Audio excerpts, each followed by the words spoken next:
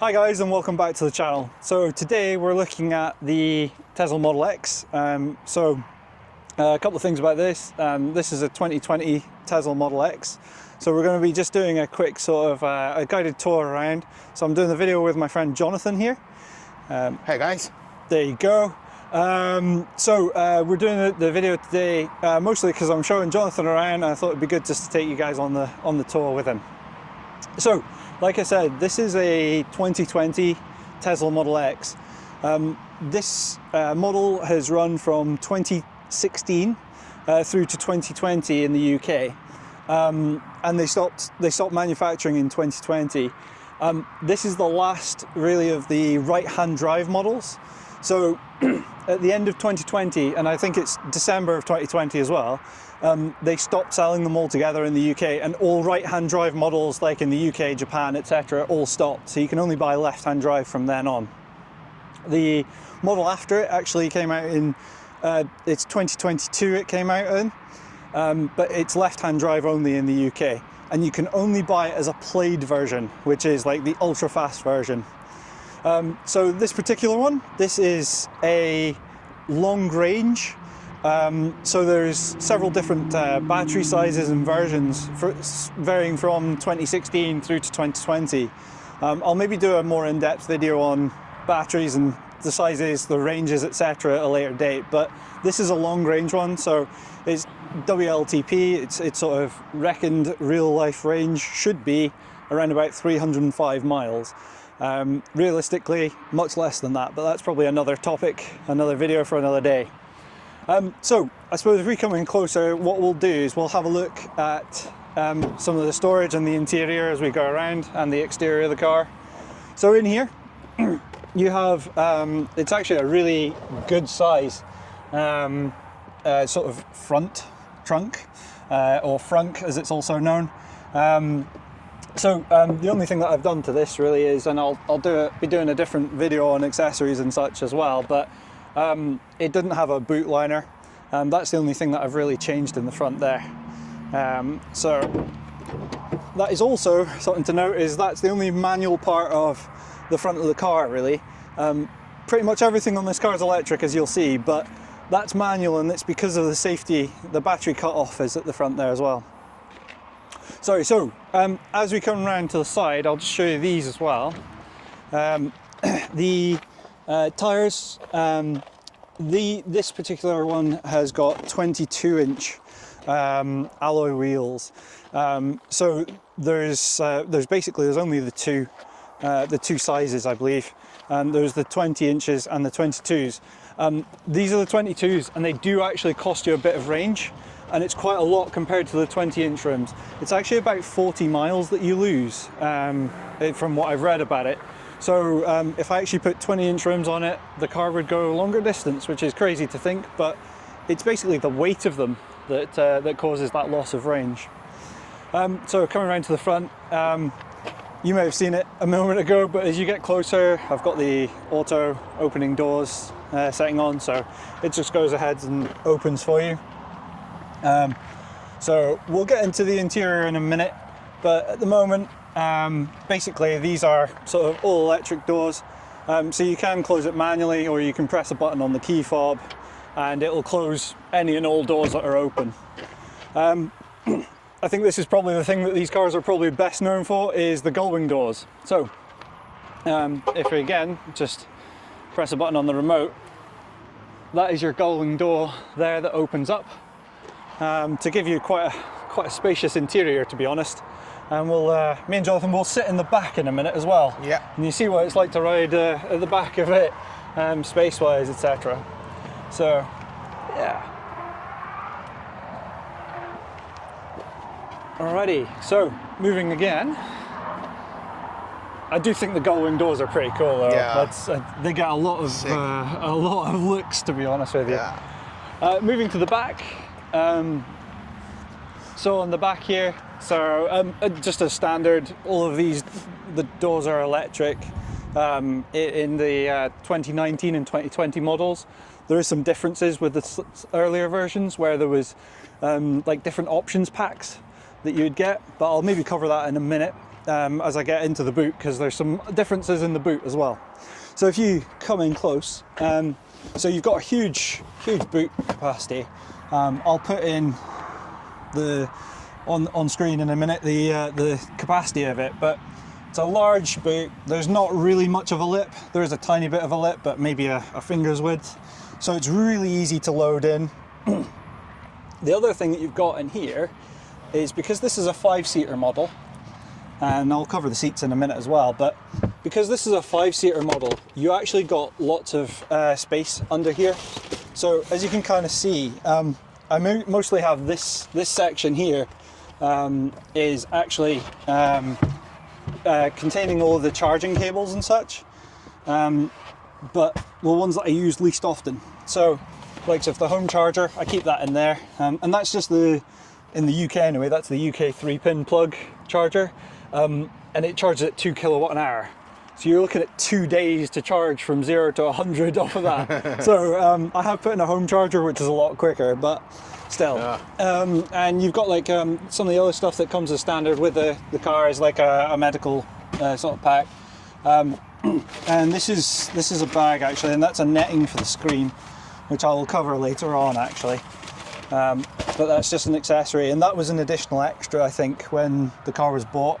It didn't come standard with that, but the home charger it does, the medical kit it does, and that's that. So I keep all the stuff that I don't access that often in there, to be honest.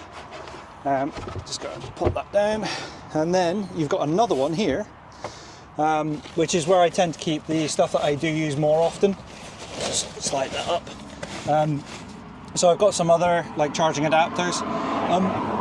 Don't tend to really use them, to be honest with you. This is a Kademo one. So it's for use with public chargers that are not really built for Teslas. That would be the way to think of that. And then there's this blue one here as well. That's just a Type 2, so that's a regular Type 2 to Type 2. So that works for a lot of different chargers in the UK. I'll cover that as a proper video at some point. And then just some accessory stuff that I've put in there, including tow ropes, etc.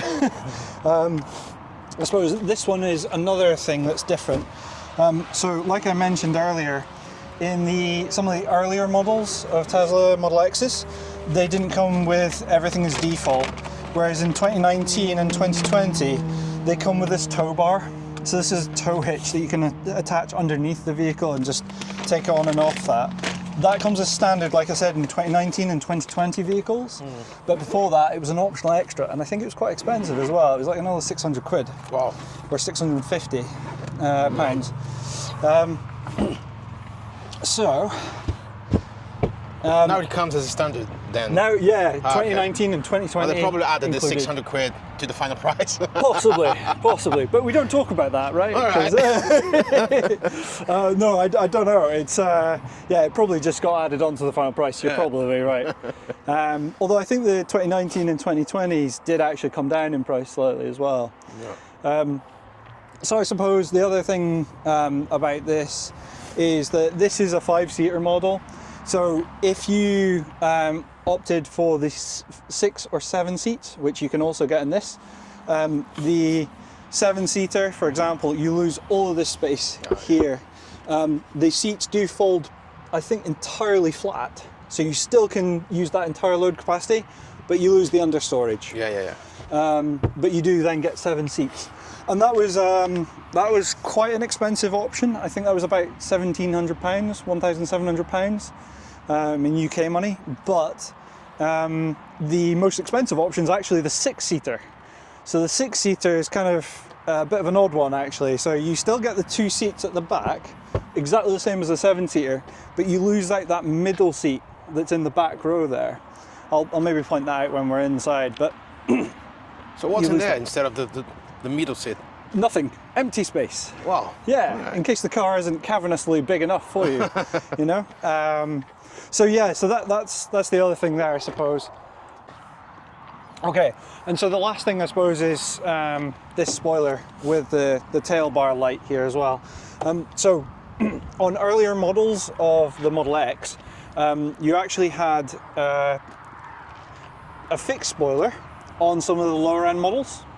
But then actually on the performance models, so your P90D and P100Ds, The performance ones that had a much quicker 0 to 60 time, they actually have an active spoiler, and that was from 2016 to 2018. They had those, and then they stopped doing them. So then after 2018, all models just come with a single in-place spoiler, no active spoiler. I think that, to be honest with you, I don't know what sort of an aerodynamic difference that would make anyway, to be honest with you, given the size of the vehicle. And that is about it in terms of the exterior. Okay, so now we're going to just go ahead and get in the back of the car and we'll have a look at the interior.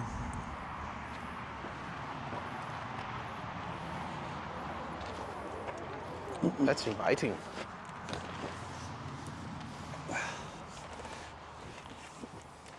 So, as you can see, getting in the car is pretty easy, and what I'm going to do, I'm going to close the door because it's kind of windy.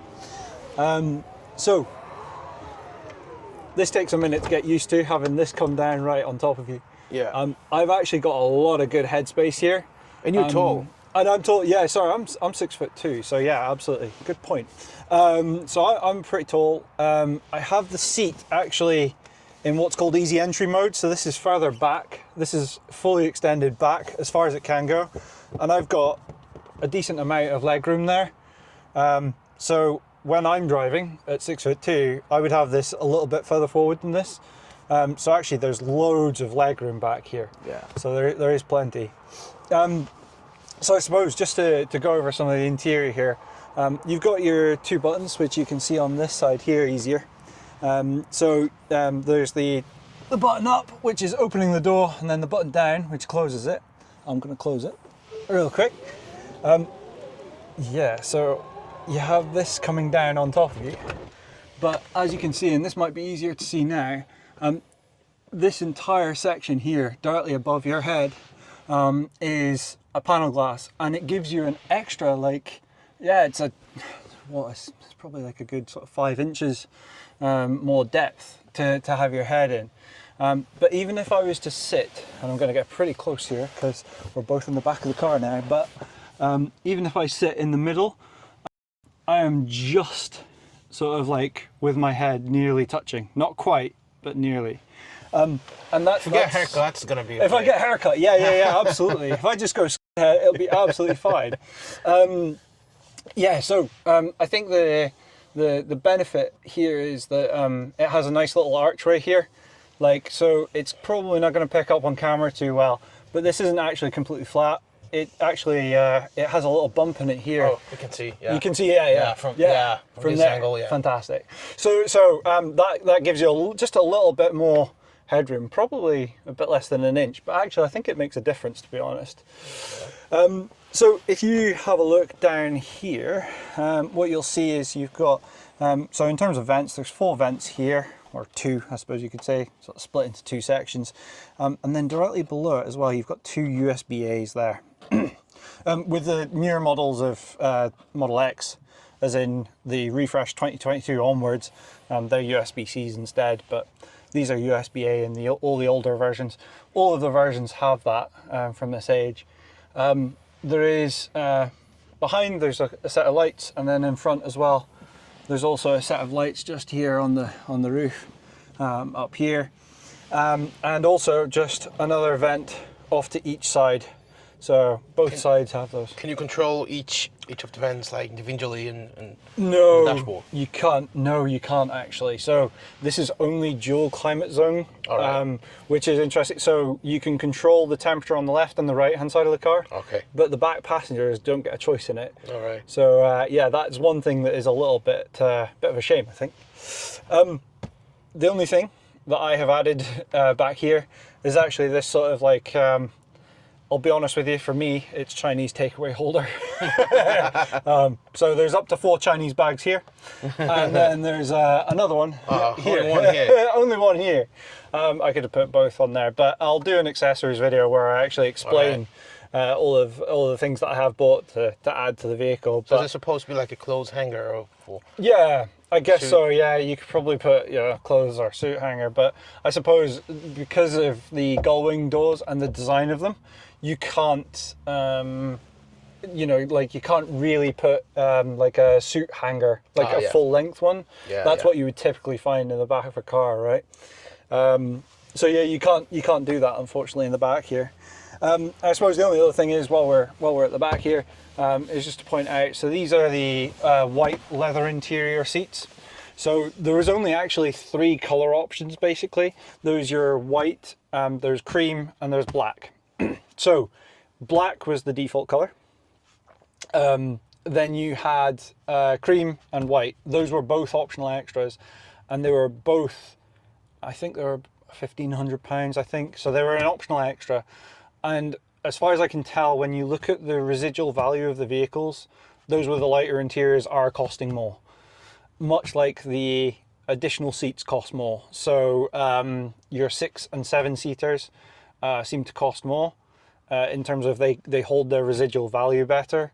But I would say by far the more expensive is the 7-seater versions. So if you look at a 7-seater version compared to a 5-seater version, they're about £6,000 or £7,000 more at the time of recording, of course. About £6,000 or £7,000 more expensive. Which is why I didn't go for a 6 or a 7-seater, because to be honest with you, I wouldn't really use the extra seats. But for a lot of families where you need, like, you know, that additional couple of seats, or, you know, maybe just 2 extra seats, you get away with it quite a bit, because the back seats, the back row seats, though they're not huge, and I would definitely struggle in it, I've seen people at about sort of 5'10", 5'9", 5'10", sitting there okay. Probably not for longer journeys, because it would be really quite a bit different and a bit uncomfortable. But with the furthest back set of seats, what you will have is you also get another set of vents at each side. So in the 7 and 6 seaters, you do actually get another set of air vents at the back there. Again, though, you can't control them. You can only control them from the front. I mean, you can control the vent in terms of you can turn the vent on or off, or you can move it up or down, but you can't actually adjust temperature. It's only dual climate zone. Yeah, so there you go. Right, shall we hop into the front now? Oh, is it easy to clean these seats? Really easy, actually. Yeah, that's a good point. So this isn't actually leather. It's actually a vegan alternative. So actually in the originals in the 2016s, back then, they actually did come as leather. Whereas these are a vegan plasticky sort of alternative. And I've found them really easy to keep clean. Bearing in mind I do have a dog as well, they're actually really easy to keep clean. And I do have a seat protector for the back here. All right. But I also have her at the front without a seat protector sometimes. And sure, you get muddy paws and stuff on there. It comes off really easily though. The only time that I've ever had to use anything other than just a little damp cloth is if I've let the dirt really ingrain, which I did leave it for a couple of weeks, which was a mistake, because then I actually needed to use, I actually got this, just a seat leather cleaner, off of Amazon, and yeah, it cleaned up fine, no problem at all. Right. They're actually surprisingly durable, I would say, as well. Yeah.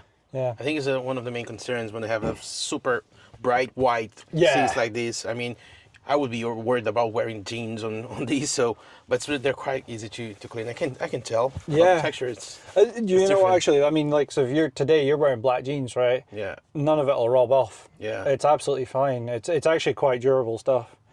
Yeah.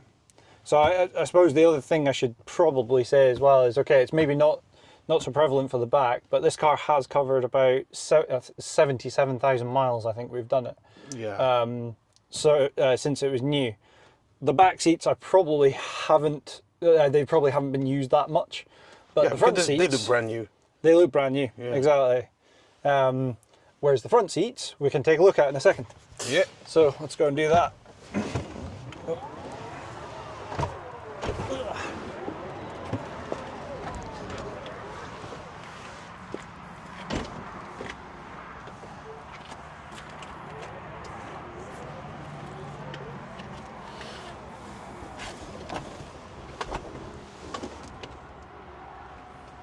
So, now we're at the front, where we've got as well, we've got the front doors are also electric and open automatically. However, you have got on the center console access to close the doors. So you can open and close the gull wings from there. You can close all the doors. You can open the front trunk. You can open the rear, the boot, the trunk at the back. And the other option you've got for closing the front door is either reach out and grab it, or you can actually just put your foot on the pedal. And as soon as you press that down, two things happen.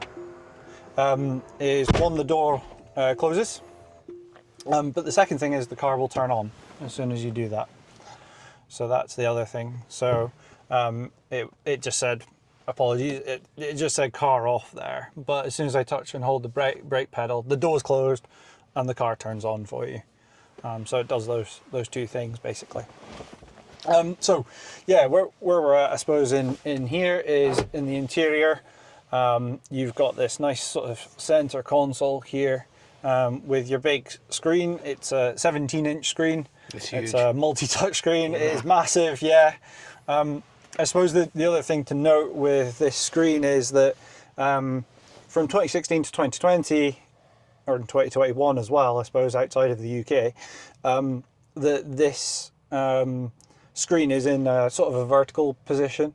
Unlike all of the other models, like the Model 3, the Model Y, they are all in landscape orientation instead.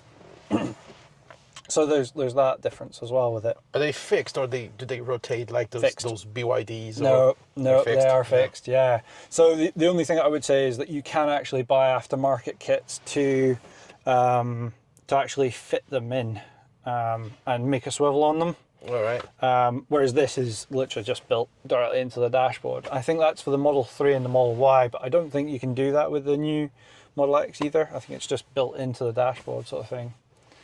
And I suppose, talking of screens as well, that's the other difference is with your Model X and Model S's, they have a display here as well as your screen.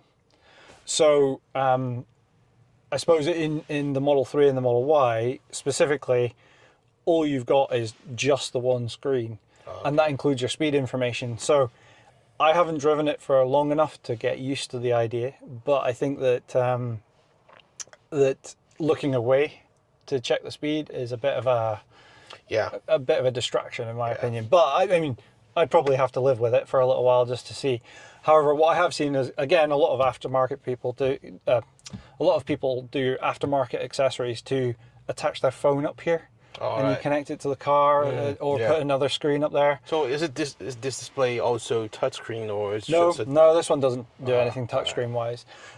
You actually control it from the steering wheel. Oh yeah. So actually you can press and hold either of these buttons on the side here, because you can control what's on like the left or the right hand side. I'll get a little bit closer there. So you can, if you press and hold on the right hand side, you can flick through like energy, media, clock, or just have it empty, and car status, suspension, etc. You can have all that sort of information showing on the right hand side. When you're in drive, this actually shows you the road ahead, and I'll show that in another video, to be honest with you, in terms of that. It's quite different. So at the moment I've got this showing the watt hours per mile, and then on the left I just have it showing the tire pressures.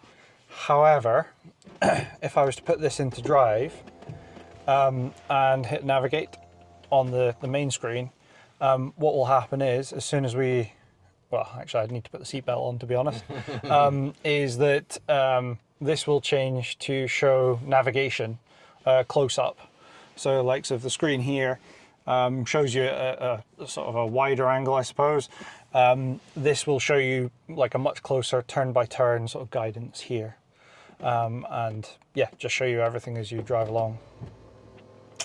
Sorry, you can hear the seat whirring there because it's changing constantly. I suppose that probably takes us quite neatly onto on here. You can have different profiles on here and different seat settings and positions. So having that is quite handy, but it also has an easy entry mode. And so the easy entry mode just means that you can get in and out of the car easily, which a lot of cars have, but then it's an easy entry mode for all of the profiles, I guess, and you can have a good number of profiles there as well. So yeah, that's basically what you can do with that. I guess we'll have a look through some of the other things on the screen here. So on here you've got all sorts of settings for the car. We've got controls for all the doors and everything. So this is just a slightly different screen to the one that we saw a minute ago, that whenever you put it in park, it shows you just door controls. But you can choose, like, you know, your exterior lights and auto lighting and automatic high beam as well, which is great. That comes as standard on the 2019-2020 models. It was a part of a lighting pack, I believe, for some of the older ones.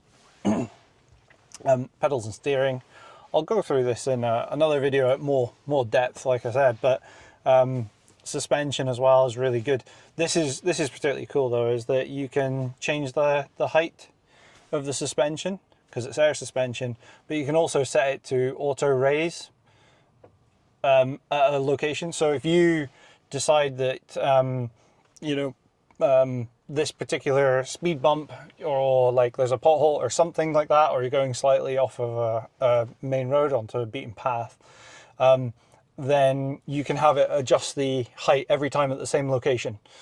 So, and it'll just remember that. So every time you get home, for example, if you want it to be as low as possible to make it easier to get in and out of, you can set it to do that.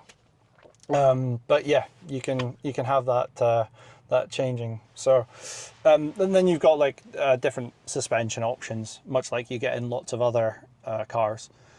So you can have it in like comfort, auto, sport, advanced, etc. So you can do all that sort of stuff. Charging, you can set a charge limit, and you can see like different like charging sessions that you've had, in terms of like how much it cost the last time you used it.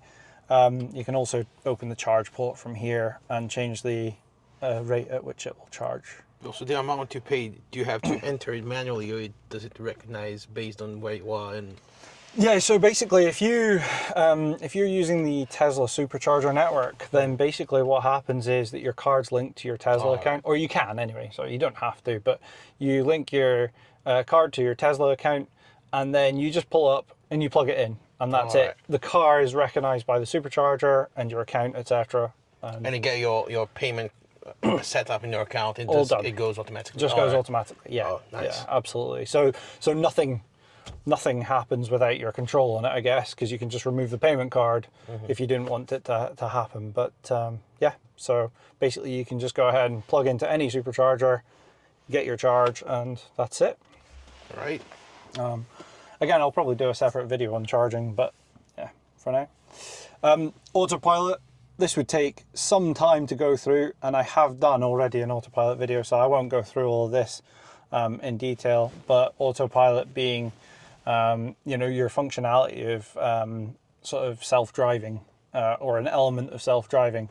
It's mainly for use on motorways and such, but it does work. It does work sort of on other roads as well, but you're not really meant to use it here in the UK on other roads. It is quite limited in its functionality. Yeah, so that's another thing about it, is that a lot of cars didn't have this sort of feature set, and you know, it's part of Tesla's drive has been always self-driving. So this car only has regular autopilot. So autopilot comes free with every car that Tesla does, so including Model 3, Model Y, Model X, Model S, and it has those basic features. There's 2 upgrades that you can do, and as of here in March 2025, there's the first upgrade, which is £3,400, which is quite expensive, and that gives you what's called enhanced autopilot. So by default, autopilot doesn't allow you to change lanes with the autopilot system engaged. So autopilot will just hold you to one lane of a motorway, for example, and it'll brake and accelerate for the car in front. But as soon as you indicate to change lanes, it turns off autopilot. It'll keep you on the same speed of cruise control, but it'll turn off the autopilot and the lane guidance. So for £3,400, you can get the enhanced autopilot, which has a few other features, which I'll list on the screen now. But one of those features is that you can indicate and change lanes with the autopilot system active. So the system will actually just take you through that change of lane altogether. So yeah, that's what that does. And then the next step up is actually £6,800 for something that's called full self-drive. Full self-drive is exactly the same as enhanced autopilot here in 2025, but it also allows it to recognize traffic lights. So again, it's getting that sort of step closer to it, to fully self-driving and autonomous vehicles. Most of the limitations, I think, are really legal. There's a lot of people say that, you know, the autopilot system's not up to fully self-driving, etc. But I think most of it is legal requirements, because you have to keep your hands on the wheel. The steering wheel, when it's driving, is only allowed to rotate a certain number of degrees, and it's not allowed to do any more than that autonomously. So yeah, it's pieces like that. Anyway, sorry. So moving on. We've then got vehicle, different settings that you can have there. And I'm going to skip off a lot of the rest of it, because I'll do an in-depth video on this. But you've got different sort of trips, trip computer, much like in most cars. But you can name them and you can reset them, etc. So you can go ahead and name any of these sort of trips, etc. Which is actually quite handy. And then you've got different navigation settings as well. And you can use the trip planner, which I have to say is fantastic at adding supercharger stops. So you don't have to guess. And I did this in a trip to Manchester recently. I just played it exactly by what it said. And it got me there and back without any issues whatsoever. It was fantastic. And the Tesla supercharger network's really reliable. Unlike a lot of the public ones that I've tried, I've actually had not a lot of experience with them, but I've probably tried about 8 or 9 public chargers since I got the Tesla about 3 months ago, and it's not been very reliable. I think I've had 3 that didn't work at all, and then all of the other ones didn't really achieve any of the charging speeds that they sort of recommended that they would manage. Apart from one in Manchester, actually. Sorry, that's a lie. So one of them in Manchester managed to give it 142 kilowatt hour charge, but other than that, they didn't. So I think the other thing to just note on here that's an interesting piece, I think, is you can find out the vehicle's information in here. So in here, in additional vehicle information, you can see all of the different sort of like pieces that are in here of hardware. So this is the full self-driving computer 3. So that's the hardware it's talking about. It doesn't mean that it's got full self-driving on it. It just means it has the capability to do it. That's all that means. So that's called hardware 3 or full self-driving computer 3. And you can see all the other pieces. If you ever see a Tesla Model X that is 2019 or 2020, you'll see that it's called a Tesla Model X Raven. The Raven is actually specifically relating to the adaptive air suspension. So prior to that, they did have air suspension on them as well, but the adaptive air suspension is just the dampening that's been put on there. So that's all that is. So if it ever comes to be legal to have a full self-driving car here, it's just a matter of updating the software. Correct. Probably. Yes, it's all software related. All right. Yeah, there's nothing that's stopping it from being a full self-driving car. I believe with the hardware 3, sorry, there's nothing to stop it Right. from being fully self-driving capable. There is, like in the hardware 4, I think there's an internal camera that gets added, and the camera positions change slightly in the newer model, but nothing vast, to be honest with you. Yeah, so the only other thing that I was going to mention here is the 2 motor types here. So you've got motor type front and rear. Again, in 2019, they brought in the permanent magnet motors for the front. So these are about 10%, I think, that were more efficient, which is not huge overall, but they are about 10% more efficient at the front. And then the rear motor is induction small in mine, as you can see. In the performance models, you'll have 2 induction large motors instead. So that's what you've got there. And then the other thing, like I said earlier, is the towing capability. So in 2019 and 2020, the tow bar comes as standard with it. Whereas the 2016 to 2018, that was a premium package that you had to pay extra for. So there we go. And there's also the fact that this comes with software updates, so it's constantly getting software updates. So you can see actually there's a new software update available for my car, which needs, I've set it to only, it can only download over Wi-Fi. But it says that this one just keeps minor fixes and minor updates and improvements. When you come into the car after a software update as well, it actually shows you on the settings screen, it'll highlight in blue. In fact, if I go to your profile a second that we set up earlier, see there's these little blue dots. So it will actually show you what has changed. So you can go on there and you'll see a little notification next to, like, sort of this feature here is new, for example. So you can, basically you can see that's that. pretty cool. It's handy because you can read the release notes and not be that aware of what's actually there, like, until you go here and, okay, there's no explanation for that particular lower volume in reverse, but I think that's self-explanatory, whereas likes of Joe mode came in a little while ago and they put a little information thing there because, what is Joe mode? But it's something that lowers the volume of all of the car chimes, basically.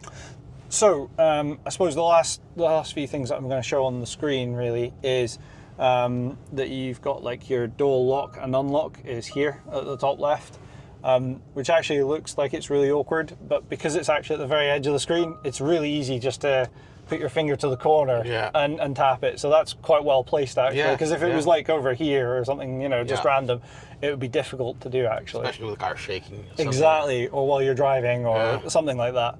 Although it does lock when you're driving.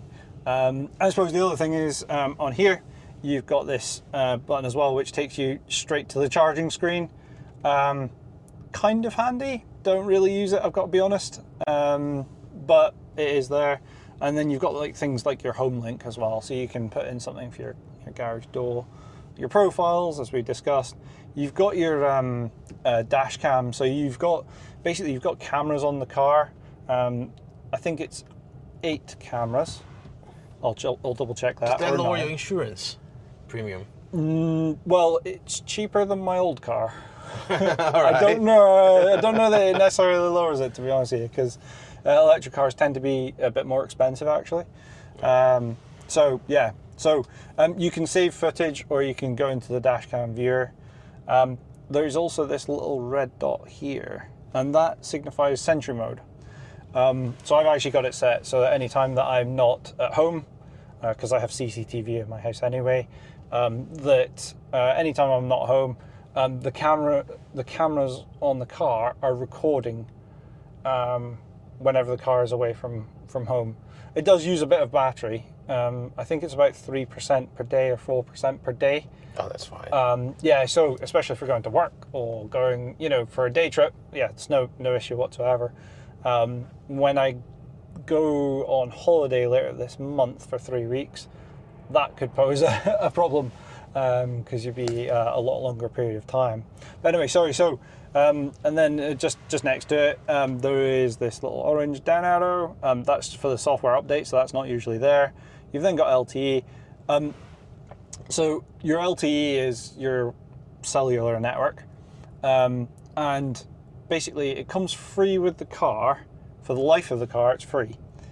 That you get data coming down through the car, so you can use your maps, etc. online. However, you can also pay for premium connectivity, which means you can stream things like in here. We haven't touched on it, but there is things like there's YouTube and there's like Netflix, etc.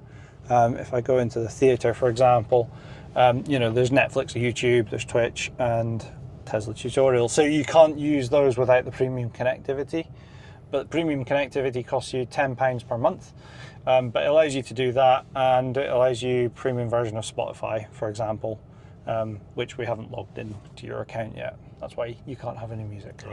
Oh, yeah. Can you use the LTE from your phone to access those? Yes, exactly. So you could actually, for free, connect to your own tethered hotspot and use it for free. All right. It's more of a convenience thing, I think, rather than anything else, Yeah. So yeah, you can do that and just use your own phone's data. Right. And then just another symbols, Bluetooth, and the time. However, we'll just cover off. So navigation in here. So the navigation in here, there's two things to know about it, I suppose. Is it's based on Google Maps, which is really good because Google Maps is very good, very proficient. But then it uses a third-party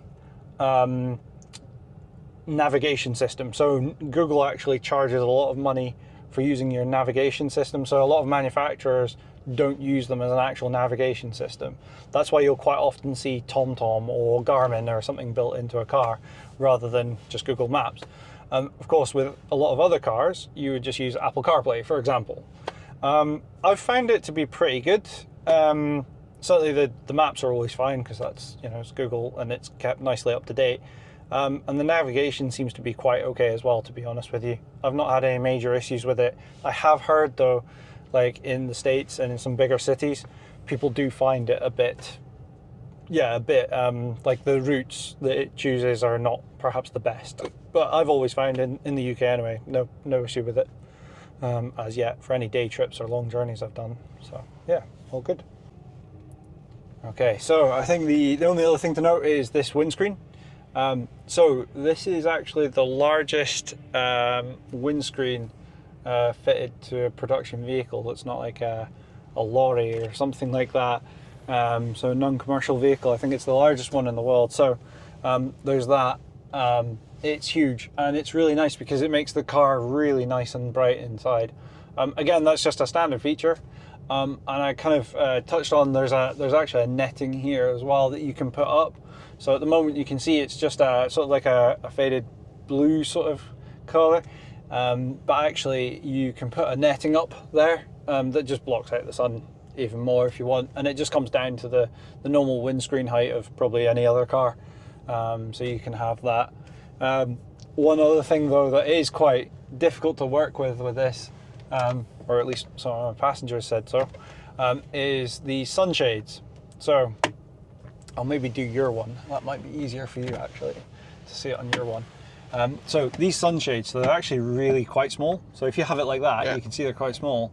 But you can extend it like that. Extend it. Oh, okay. And that makes it a lot better, but it's not like 100%. So you might not be able to get it exactly where you want it, I think, is what I found anyway.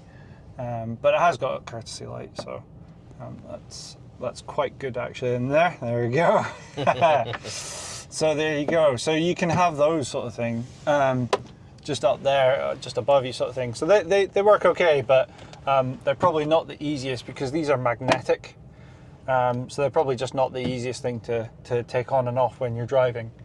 But they're not bad. The other pieces that you have at the front here is your interior storage. So this is what it essentially comes with as default. So there's an open space just underneath the main screen that you can keep in like a phone or anything like that. The only thing is that it's plastic, it's not texturized in any way, so it doesn't have anything anti-slip. So anything you put in here kind of comes out under heavy acceleration. So like I said, I'll do a different accessory video, but you can actually put a drawer in there that sort of resolves that problem. But it is a nice big space, to be fair, so it is good to have. The next thing is under here, you've got essentially a really quite a deep space as well, and these are cup holders, but they are fully removable, so you can move them and you can adjust them to any size that you want. I've got mine like that. This is a 750ml flask. As you can see, that just fits in there quite nicely, so you can have two of them in there, no problem at all. So that's basically it with those. You can just adjust them to as many pieces as you want. Yeah, that's the smallest they can go though, size wise. So a 330ml can of juice will also go in there. In here, what you have is you have two USB ports in here and a 12-volt power socket. You also have this wireless charger. However, it does take out one of the USB ports that's in the front here in order to power it. So you can unplug it and just plug something else in. I have also seen other people take this out completely in terms of this wireless charger, in case it's not any use to you. So you can do that as well. It's a quick job as well. The other USB port I actually have in a memory stick, which is for the Sentry mode. However, if you do need more than two USB ports, I have seen also people using like a USB extender, so you can plug in more devices than that, and that does seem to work fine as well. Just moving up here real quick, so you have these armrests which can slide forwards and backwards. If you slide them backwards, you actually get another two cup holders here. So that means that you actually have got 6 cup holders in the car. So it's two there, and then you've got the rear two that we saw earlier. So you've got all of those there in terms of your interior space. And like I said, I've got this storage box that goes in there. So you can go ahead and get that put in and slide in, because you need somewhere to keep all of your Tic Tacs, obviously, or I do anyway. So I'll go ahead and put that back in. But yeah, that's basically it with it. So that's that. So guys, that's us now at the end of the video. I hope that you've enjoyed the video.